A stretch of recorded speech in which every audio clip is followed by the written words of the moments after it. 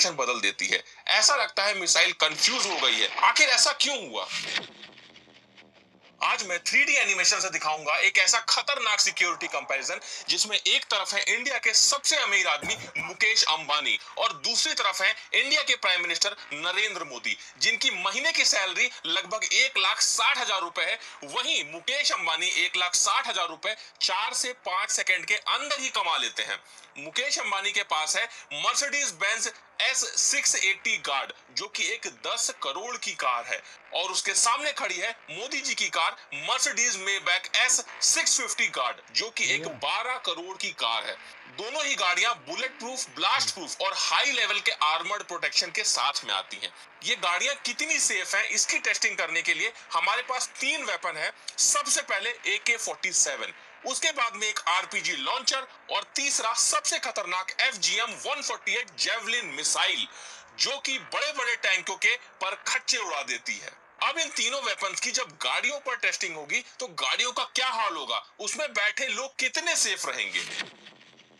Terrorist ने अपना target set किया और उसने AK-47 सबसे पहले मुकेश अंबानी के गाड़ी पर चलाई। गोली जैसे ही कार के कांच से टकराई, वो सीधे जमीन पर गिर गई।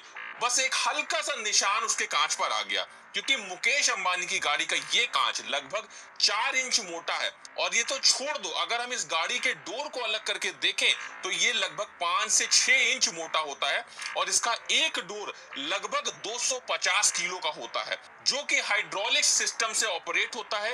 एक बटन दबाने पर ऑटोमेटिक ओपन और क्लोज होता है। अब AK-47 तो कार का कुछ नहीं उखाड़ पाई। फिर ये टेररिस्ट गुस्से में आकर RPG लॉन्चर तान देता है। RPG जैसे ही कार से टकराती है, बहुत तेज से विस्फोट होता है और जैसा कि आप देख सकते हैं, कार में काफी बड़ा डेंट आ जाता है। लेकिन उसके बाद भी कार में बैठे मुकेश अंबानी को सिर्फ जोर की आवाज आती है, उसके अलावा कुछ भी नहीं होता है। वो कार में पूरी तरह से सेफ है, क्योंकि इस गाड़ी में आर्मर प्लेटिंग होती है। अगर गाड़ी के ऊपर के हिस्से को हटा दिया जाए तो ये जो हिस्सा होता है, ये लगभग 5 से 6 इंच मोटा होता है। इसमें आर्मर प्लेटिंग होती है, जो कि रेनफोर्स स्टील, जो कि हाई क्वालिटी का स्टील होता है, और कंपोजिट मटेरियल, जो कि बुलेट प्रूफ जैकेट में इस्तेमाल होता है, इनकी लेयरिंग से बनता है।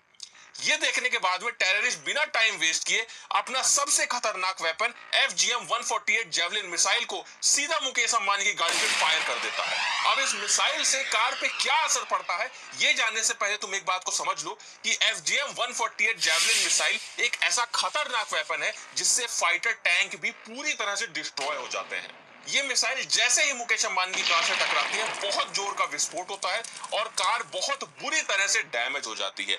लेकिन अब भी मुकेश अंबानी को कुछ नहीं होगा, क्योंकि कार के अंदर के सारे एयर बैग्स ओपन हो जाते हैं, जिससे इस ब्लास्ट का पूरा इंपैक्ट एयर बैग पर होता है। मुकेश अंबानी पूरी तरह से सेफ रहते हैं। तो क्या लगता है, मोदी जी की कार पे इन वेपन्स का क्या असर होगा? जैसे ही टेररिस्ट ने AK-47 मोदी जी के कार पर चलाई, कार को कुछ भी नहीं हुआ। RPG लॉन्चर चलाया, तब भी कार को कुछ भी नहीं हुआ। अब टेररिस्ट गुस्से में आकर जेवलिन मिसाइल उठाता है और सीधे मोदी जी की कार पर फायर कर देता है। मिसाइल जैसे ही मोदी जी के कार के पास में आती है, अचानक से अपनी डायरेक्शन बदल देती है। ऐसा लगता है मिसाइल कंफ्यूज हो गई है। आखिर ऐसा क्यों हुआ?